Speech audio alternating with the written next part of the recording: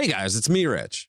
You have been told over and over again that Republicans are already finished in 2027, that the House is basically gift wrapped for Democrats before a single vote gets counted. Forget the fact that the Democrats have been acting pretty crazy for the last 10 years. The prevailing wisdom is that the party out of power gains anywhere from between 35 to 50 seats in an off-year election. At least that's been the history. Well, today you're going to see the actual numbers, the polling, the race ratings, the math nobody in the corporate media wants to run out loud, and why the GOP has a real legitimate shot at holding the House. And if you stick with me to the end of this video, you'll see exactly why Democrats should be terrified of their own party right now. Let's get into it. All right, guys, welcome back to RPW Media, where we are MAGA first, conservative second, Republican third, with the goal of bringing you the most honest news coverage of the day. Okay, let's talk about the midterms. Because everybody, and I mean everybody in Washington, thinks that they already know how this movie ends. There's a rule, you've heard it 1,000 times. The president's party gets crushed in the midterms. It's treated like gravity at this point, something you don't question, something you just accept, like the sun rising in the east or CNN finding a new reason to be mad at you before breakfast. The Democrats have spent an entire year strutting around this city like the House is already theirs. Like their moving trucks are ready to back up to Pelosi's old office. But here's the thing about rules. Everybody accepts without checking. Sometimes when you actually go look at the numbers instead of the vibes, the story falls apart in your hands. Because look closer and you get a very different picture. This is not the moment for Republicans to relax. Don't misunderstand me. But the GOP has a genuine, real shot at holding the House. And Democrats, despite every single advantage stacked in their favor, should be nervous about how weak their actual position is, considering history. Let's start with the generic congressional ballot, because that's usually where this conversation begins and ends for the media. Recent polls from Ipsos, Harvard Harris, Morning Consult, and RMG Research show Democrats ahead by 3 points in some, 2 points in others. Now, for the party out of power heading into a midterm, with a press corps running what amounts to be free advertising for them around the clock, a 2 or 3 point lead is pretty thin, don't you think? It is not a governing majority, to say the least. It's barely a rounding error. In the cycles where Democrats actually did flip the House, they were running well ahead of where they're sitting right now, and I mean well ahead. But on the other hand, polling is just polling. Look, if you already like our videos and haven't done so, you should become a subscriber to the channel. You can hit the notification bell and smack that like button because it helps us get our message out to more people. And you'll always be notified when we put out a new video. And thank you. So let's look at the actual race ratings, the ones built seat by seat, district by district. Sabato's Crystal Ball currently counts 213 states as safe, likely, or lean Republican. They have 207 seats for the Democrats. Republicans start with the edge on the baseline map before a single toss-up race even gets decided. Now, the Cook Political Report sees it much the same way. Erin Covey wrote in Cook's latest ratings update, Democrats remain in a strong position to take control of the House, but it's not a foregone conclusion. Now, they don't usually write that stuff in midterm language. Even a good election night for Democrats will likely produce a relatively slim majority in 2027 if they even get there. She added that Republicans still have a path to holding the chamber, in large part thanks to a redistricting arms race that ended up with GOP netting more seats. And remember, guys, Texas did not start that fight. It was New York.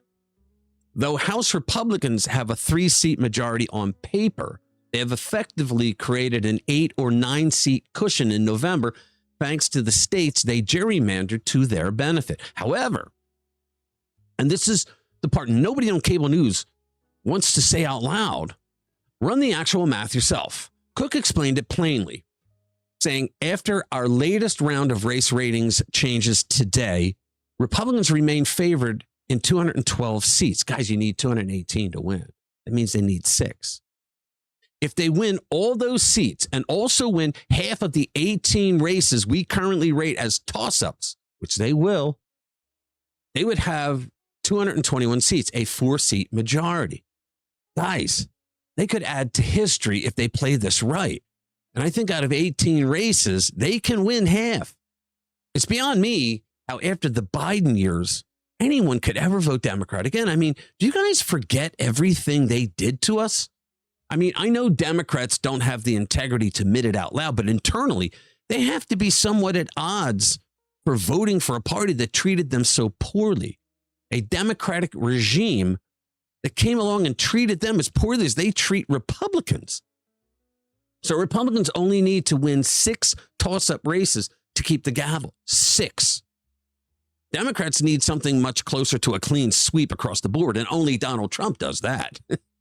Here's how Cook frames the good scenario for Democrats. Quote, a good night for Democrats, on the other hand, might look like winning the 205 seats they're favored in, sweeping the toss-ups, and winning half of the seats where we currently give the GOP a slight advantage, those rated lean Republican. Now, that scenario hands Democrats 228 seats. Sounds great for them, right up until you realize how many things have to break perfectly for that to actually happen. There's not much reason to think they'll pull it off because Democrats have had problems all year. And, you know, the socialist insurgency growing inside their party isn't exactly helping. Democrats built their entire midterm strategy around opposing Donald Trump. That's it. That's the whole plan. No agenda, no vision, no policies, just opposition as a personality. People have warned them again and again that this message loses elections, and they have not listened. Meanwhile, the radical left keeps stealing the spotlight inside their own party, and independent voters, the people who actually decide these elections, they've absolutely noticed, and they're not happy about it. And the polling on this part is brutal for Democrats. A recent Echelon Insights survey found the free market economy sitting at 53% favorable versus 12% unfavorable. Capitalism at 49% favorable to 24% unfavorable. That's not good for communists, right? Socialism, meanwhile, came in at a weak 23% favorable, 52% unfavorable.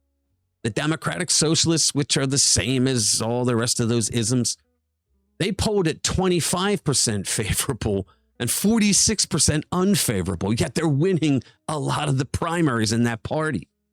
The Free Palestine movement sat at 23% favorable and 37% unfavorable. And communism scored just 5% favorable against a brutal 78% unfavorable. The loudest, fastest growing faction inside the Democratic Party is out here championing causes that most American voters simply do not like or want. That's not a talking point, guys. That's a gift handed to Republicans, wrapped in a bow with a card that says, good luck in November. So here's where this leaves us. Any Democrat candidate who has cozied up to the socialist wing, marched alongside the radical left, or just stood quietly by while their party drifted in that leftward direction, that candidate can be tied to these numbers, and they should be.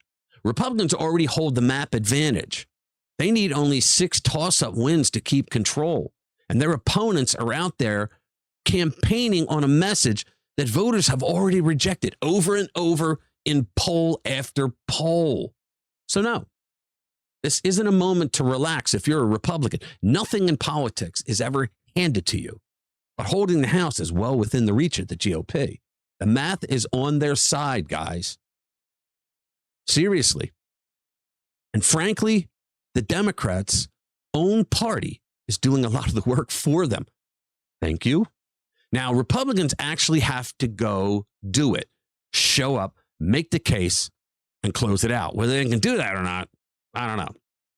But if history and these numbers are any guide, the guaranteed Democrat blue wave everyone's been promised might turn out to be one more thing the political class got wrong.